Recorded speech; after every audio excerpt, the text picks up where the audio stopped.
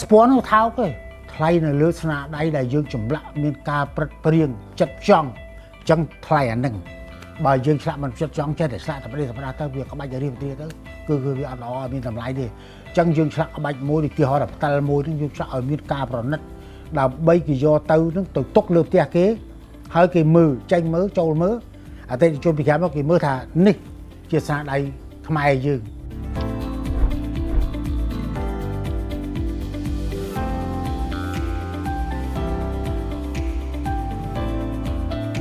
ខ្ញុំបាទឈ្មោះជាយុធាមានអាយុ70ឆ្នាំទីលំនៅនៅភូមិសាលាកាត់សក់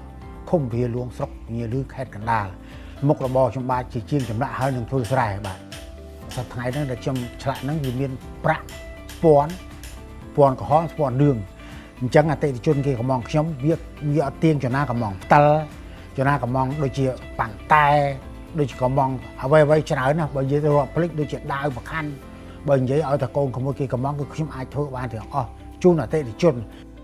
យើងជាជាងចម្លាក់ហ្នឹងគឺថាអត់រៀថយទេឲ្យតែបងប្អូនកូនក្មួយណាណែមកកំងគឺថាចេះតែធ្វើតាំងពីកាបូបតាំងពីអីឡើងអញ្ចឹងបងប្អូនចំណានៅឆ្ងាយទីក្រុងភ្នំពេញក៏មកនៅបាត់ដំបងនៅខាងសៀមរាបក៏គេមកកំងខ្ញុំបានដែរហ្នឹងហើយរបស់នេះវាដូចថាញាក់មកទិញនេះវាមិនមែនដាច់ដូចយើងនំចំណីទេកូនមកមួយយូរមួយអញ្ចឹងអតិថិជនទៅគេមើលទៅគេ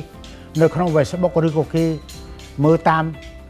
ព័ត៌មានអីចឹងទៅមើលតាមអរិញវិទ្យុជាតិអីឬក៏អានេះគេហៅថាទូហើយចឹងទៅគេឃើញគេក៏គេចាប់អារម្មណ៍ដែរអញ្ចឹងចាប់អារម្មណ៍ដែលក្បាច់ចម្លាក់នេះមិនមែនចាប់អារម្មណ៍នៅក្នុងប្រទេសទេប្រទេសអាមេរិកកូរ៉េចិនបាទអង់គ្លេសគូគេចាប់អារម្មណ៍មកទិញខ្ញុំដែរហ្នឹងហើយអញ្ចឹងដែលគេចាប់អារម្មណ៍គឺថាក្បាច់ចម្លាក់នៅភាសាអង្គរយើងគឺមានគ្រប់ប្រទេសដែលគេចាប់អារម្មណ៍នៅលើក្បាច់អង្គរយើងនេះចម្លាក់ខ្មែរយើងដូចជាក្បាច់អង្គរយើងនេះអតិថិជនបងប្អូនខ្មែរយើងនៅក្នុងប្រទេសក្រៅប្រទេសគឺគេចាប់អារម្មណ៍ខ្លាំងណាស់ព្រោះចម្លាក់នៅលើប្រាក់ស្ពាន់នេះមិនទាន់មានអ្នកណាឆ្លាក់នៅលើក្បាច់អង្គរនោះទេនៅលើឈើនៅលើស៊ីម៉ង់គឺឆ្លាក់បានត្រង់លើប្រាក់ស្ពាន់ចម្លាស់ណាទើបខ្ញុំបានឆ្លាក់ក្បាច់អង្គរពីក្មេងខ្ញុំលេងក្បាច់ពីទេអញ្ចឹងខ្ញុំនឹកគិតឃើញមួយថាក្រក៏ដោយមានក៏ដោយអភិរក្សនៅក្បាច់អង្គរយើងហើយដើម្បីឲ្យបងប្អូនកូនក្មួយគេឃើញហើយឆ្លាក់ទៅលើរបស់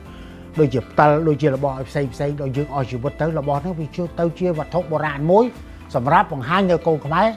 ចំនួនក្រោយហើយបញ្ហាទី1ទៀតយើងអាចបង្រៀនសិស្សហ្នឹងឲ្យឆ្លាក់ជាក្បាច់អង្គរដែរអញ្ចឹងដែលតិចនេះដែលឆ្លាក់នេះ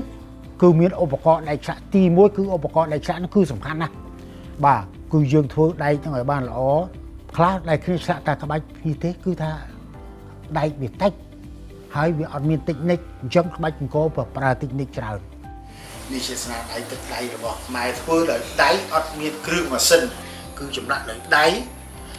តោនដោយដៃធ្វើដោយដៃអ្វីទាំងអស់គឺអត់មានម៉ាស៊ីនណាមកជួយទេអញ្ចឹងដែលស្នាដៃខ្មែររបស់យើងគឺថាមានទឹកដៃល្អដើម្បីធ្វើបង្ហាញបងប្អូនដំបូងខ្ញុំរៀននៅថ្នាក់ទី9ពីដើមមកដោយសារយើងភាពដោយថាវាមានភាពងឹតងងផ្នែកអក្សរសាស្ត្រអញ្ចឹងទៅដោយថាវាមិនសូវចេះអក្សរខ្មែរក៏មិនសូវច្បាស់ដែរអញ្ចឹងមានកំណត់មួយក៏សូមឪពុកម្ដាយទៅរៀនជាង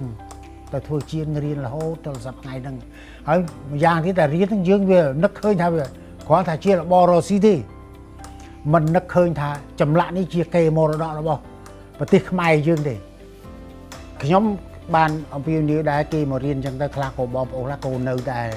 ឆ្នាំហ្នឹងឃើញនៅបាន2នាក់ដែរណាហ្នឹង3 4នាក់អីចឹងទៅគាត់ទៅបាត់អីចឹងទៅព្រោះកាលណាគាត់ពិបាកគាត់ធុញត្រន់អញ្ចឹងទៅរដ្ឋគេឲ្យខ្ញុំអភិរក្សដែរឬក៏ផ្នែកចម្លាក់ហ្នឹងឲ្យខ្ញុំបង្ហាត់បង្រៀនណាសូម្បីតែសម្ដេចមហាធិបតីហ៊ុនម៉ាណែតក៏គាត់ដែរឲ្យអ៊ំជួយបង្ហាត់បង្រៀន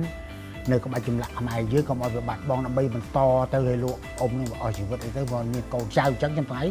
កូនសិស្សខ្ញុំមានច្រើនដែរ3 4 5នាក់6នាក់រហូតដល់មានអ្នកខ្លះធ្វើគ្រូបង្រៀនក៏មករៀនខ្ញុំដែរអ្នកដែលធ្វើគ្រូបង្រៀនគេមករៀនគេដើម្បីដល់អាត្រែតទៅគេនឹងមានការងារធ្វើខ្ញុំបង្ហាត់ហ្នឹងដើម្បីចេះទេនឹកឃើញថាយើងវាចំណាស់នេះហើយមិនដឹងជាថ្ងៃណាមិនដឹងជាម៉ោងណាទេវាមិនទៀងសក្តីវាមិនទៀងអញ្ចឹងទេយើងចេះប្រហាត់ទៅចេះតែនិយាយបបាច់បផលប្រហាត់បង្ហាញគេទៅដើម្បីឲ្យគេចេះដល់ឲ្យយើងអានេះជាកម្មដែរយើងពាក្យយើងទាំងប្រហែលគេចងចាំទៅគេធ្វើតាមយើងទៅក៏វាកើតដែរ